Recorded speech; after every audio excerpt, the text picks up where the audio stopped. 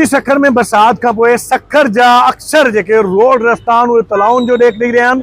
मां हिन वक़्तु मौजूदु आहियां सखर जे शालीमार रोड ते, जिते मुंहिंजे पुठियां तव्हां ॾिसी सघो था पिया त हिकिड़ो वॾो पानी जो तलाउ बीठल आहे, जेको जेल रोड खां तक़रीबन सखर हिन शालीमार रोड ताईं बीठल आहे। जेके रोड़ीअ खां सखर ईंदड़ वेंदड़ शहरी आहिनि, उन्हनि खे तमामु घणियुनि मुश्किलातुनि खे मुंहुं ॾियण ते मजबूर आहिनि। सखर जो जेल रोड हुजे, शालीमार रोड हुजे या वरी पुराणो सखर हुजे, इहे जेके इलाइक़ा आहिनि उहे हिन वक़्तु मुकम्मल तौर ते पानी जे लपेट में आहिनि। जॾहिं त माइक्रो कॉलोनी, गुलशन इकबाल, मिलिट्री रोड तोड़े मुख़्तलिफ़ इलाइक़नि मां बि इहे शिकायतूं आहिनि त उन्हनि जा इलाइक़ा पानी में बुॾल आहिनि। जॾहिं त म्यूनिसिपल कॉर्पोरेशन तरफ़ां इहा दावा कई पई वञे त हैवी मशीन जे ज़रिए बरसाति जो जेको पानी आहे उनजी निकाली वारो सिस्टम, निकाली वारो जेको कमु आहे उहो जारी आहे। जल्द पानी जी निकाली मुमकिन बनाए वेंदी। इन हवाले सां तव्हांखे ॿुधाईंदा हलूं त सखर जे ऑफिसर क्लिब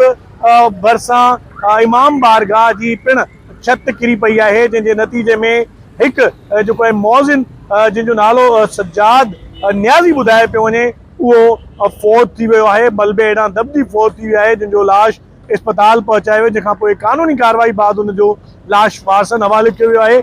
ओवरऑल जेकॾहिं सखर जी सूरत हाल जी ॻाल्हि कजे, सखर जा अक्सर जेके रोड रस्ता आहिनि उहे तलाउनि जो ॾेख ॾेई रहिया आहिनि। जॾहिं त बिजली जी जेकॾहिं हिन सूरत हाल जी ॻाल्हि कजे त गुज़िरियल राति खां बिजली जी फ़राहमी मुकम्मल तौर ते बंदि आहे। अक्सर सेप्को अख़्तियारियुनि तरफ़ां जेका बिजली बंदि कई वेंदी आहे, जे मुतलिक़ सखर म्यूनिसिपल कॉर्पोरेशन तोड़े लाॻापियल पब्लिक हेल्थ डिपार्टमेंट लाॻापियल ज़िम्मेदार जेके अमलदार आहिनि उहे शिकायतूं कंदे नज़र ईंदा आहिनि त बिजली बंदि हुजण सबबि जेके वाटर पंप आहिनि या वरी जेके डिस्पोजल स्टेशन्स आहिनि उहे बंदि हुजंदियूं पियूं। तंहिं करे मुतबादिल तौर ते जनरेटर्स या हैवी मशीनरी ज़रिए उहे हलायूं वञनि थियूं पियूं। तंहिं करे पाणी जी निकासी आहे वारो सिस्टम आहे उहो मुतासिर थिए थो पियो।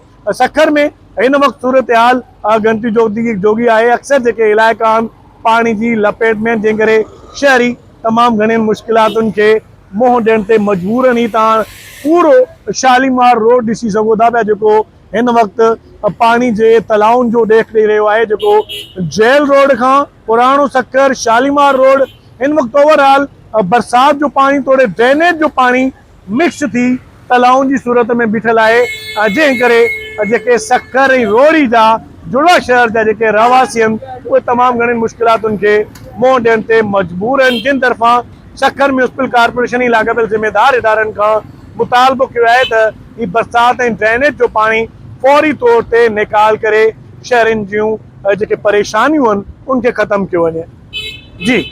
जी बिल्कुलु, गुज़िरियल राति सिंध जे ॿियनि शहरनि जीअं लाड़काणे में पियल बरसाति जो जेको पाणी आहे उहो निकाल न थी सघियो आहे। लाड़काणे शहर जे मुख़्तलिफ़ रोडनि ईसाई महला, सुक पुल, सरकटियो पीर ऐं उन सां गॾोगॾु जेको आहे लाड़काणे शहर जी सिविल अस्पताल में बि हिन वक़्तु गोॾे जेॾो पाणी बीठल आहे। ऐं म्यूनिसिपल कॉर्पोरेशन जी अरबे रुपया बजट हूंदे बि जेको आहे पाणी जेको आहे उहो रोडनि तां निकाल न थी सघियो आहे। उन सां गॾोगॾु जेको आहे सिविल अस्पताल में ॾोरान इलाइक़नि खां आयल जेके मरीज़ आहिनि उहे इंतिहाई मुश्किलातुनि खे मुंहुं ॾियण लॻा आहिनि, पर हिन वक़्तु ताईं सिविल अस्पताल मां जेको आहे उहो पाणी निकाल न थी सघियो आहे, जंहिं सबबु जेको आहे मरीज़ सख़्तु मुश्किलातुनि खे मुंहुं ॾियनि पिया। ऐं उन सां गॾोगॾु मां तव्हांखे इहो बि ॿुधाईंदो हलां त लाड़काणे शहर जो जेको ड्रेनेज सिस्टम आहे उहो हिन वक़्तु बि जेको आहे उहो नाकारा बणियल आहे, जंहिं सबबु बरसाति जो पाणी जेको आहे उहो निकाल नथो थी सघे।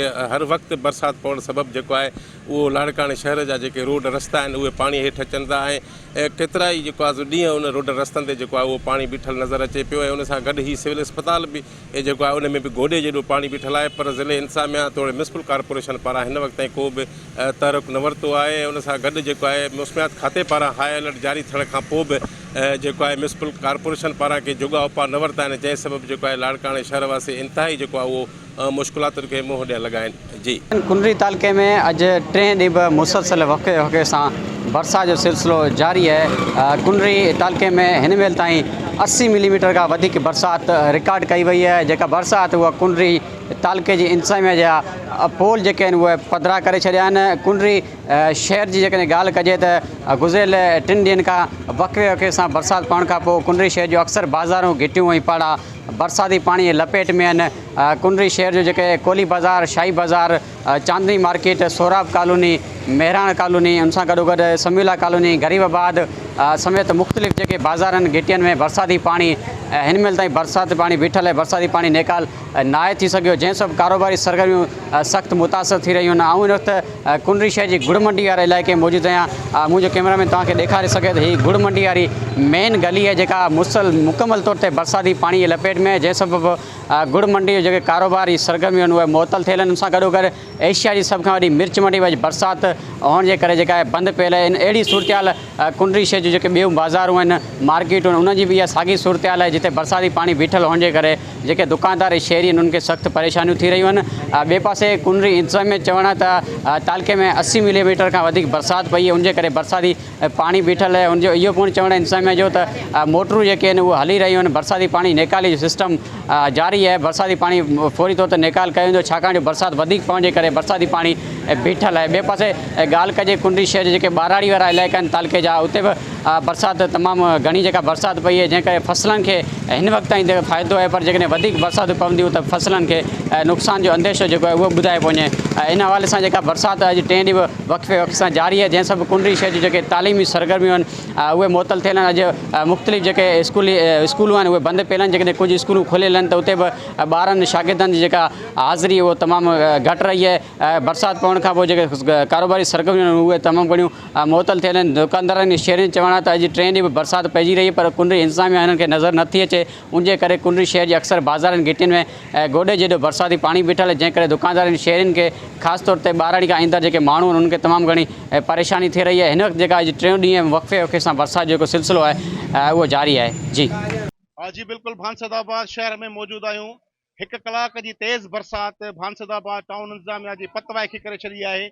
तेज़ बरसाति जे करे भांसदाबाद शहर जा मुख़्तलिफ़ महला पाड़ा मुकमल तौर ते पाणी हेठि अची विया आहिनि। सखी सैद सलेमान शाह कॉलोनी, आरफ शाह महलो, मेहरान कॉलोनी समेत मेन चौक, उनखां अलावा स्टेशन रोड समेत शहर जा केतिरा इलाइक़ा जेके आहिनि उहे मुकमल तौर ते पाणी में ॿुॾी विया आहिनि। हितां जा जेके रहवासी आहिनि उहे सख़्तु परेशान आहिनि। मोटरसाइकिल ऐं पंधु हलण लाइ माण्हू जेके आहिनि से परेशान थी विया आहिनि। माण्हू घरनि ताईं मौजूदु आहिनि, पाणी जेको आहे उहो घरनि में काहे पियो आहे। हितां जा जेके रहवासी आहिनि तमामु सख़्तु परेशान आहिनि। टाउन इंतज़ामिया जेका आहे सा हिन महिल ताईं गाइबु आहे। माण्हू शहर जा पाणीअ में इन बरसाती पाणी में ॿुॾनि पिया, पर इंतज़ामिया तरफ़ां को बि तहरक नथो वरितो वञे। जॾहिं त 1 कलाक जी जेका बरसाति आहे उन शहर में इन वॾे पाणीअ खां सवाइ जेका ॿाहिराड़ी इलाइक़ा आहिनि उनखे पिणु मुतासिर कयो आहे।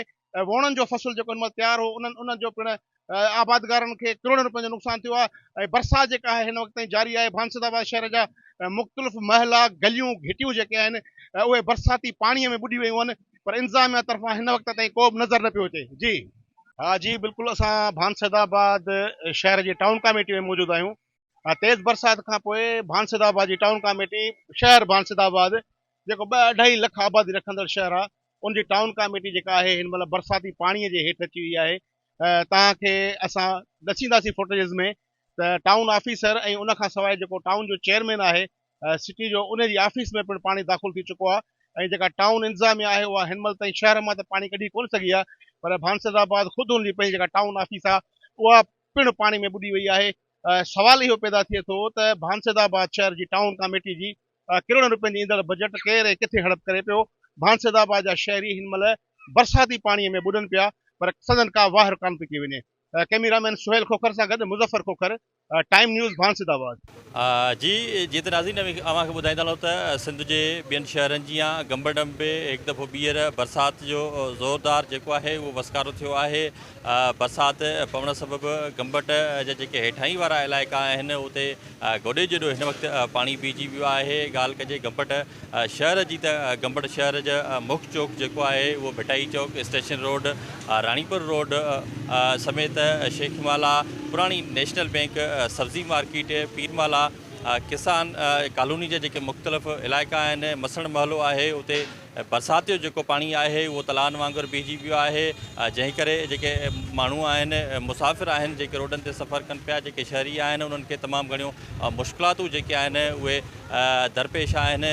जॾहिं त हिन वक़्तु गंबड़ में जेको आहे उहो ॿियो भेरो बरसाति जो जेको ज़ोरदार वसकारो आहे उहो थियो आहे, जंहिं सबबि जेको पाणी आहे उहो गोॾे जहिड़ो बीहजी वियो आहे।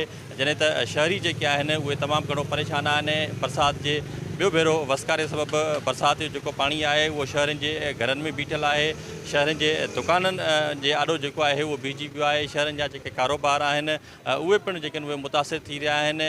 म्यूनिसिपल इंतज़ामिया जेका आहे उहा पाणी कढण जी कोशिशि त करे पई, पर बार बार जेका आहे उहा बरसाति पवण जे करे जेको ड्रेनेज सिस्टम आहे उहो जेको आहे उहो भरिजी वञे पियो, या लाइट जेका आहे उहा न हुअण जे करे ड्रेनेज सिस्टम जेको आहे उहो न पियो हले, जंहिं करे जेको बरसाति जो पाणी आहे उहो हिन वक़्त ताईं नेकाल न थी सघियो। जेके माण्हू आहिनि उहे तमामु घणो परेशान आहिनि। ॻाल्हि कजे गिम्स हॉस्पिटल जी, त गिम्स हॉस्पिटल जे तरफ़ जेको रोड वेंदड़ आहे उते बि गोॾे जहिड़ो जेको आहे उहो पाणी बीठल आहे। परे परे खां जेके मुसाफ़िर अचनि पिया उहे तमामु घणो जेको आहे उहो परेशानियुनि खे मुंहुं ॾियनि पिया, जॾहिं त जेके शहरी आहिनि उन्हनि deputy commissioner Khairpur, chairman municipal committee Gambat ऐं ॿियनि वसवारनि खां इहो मुतालबो कयो आहे त गंबट शहर में जेको बरसाति जो बीठल पाणी आहे उहो फिलफोर नेकाल करायो वञे। जीअं जेके शहरी मुश्किलातुनि में वरितल आहिनि उहे हिन मुश्किलात खां जेको आहे उहो निकिरी सघनि।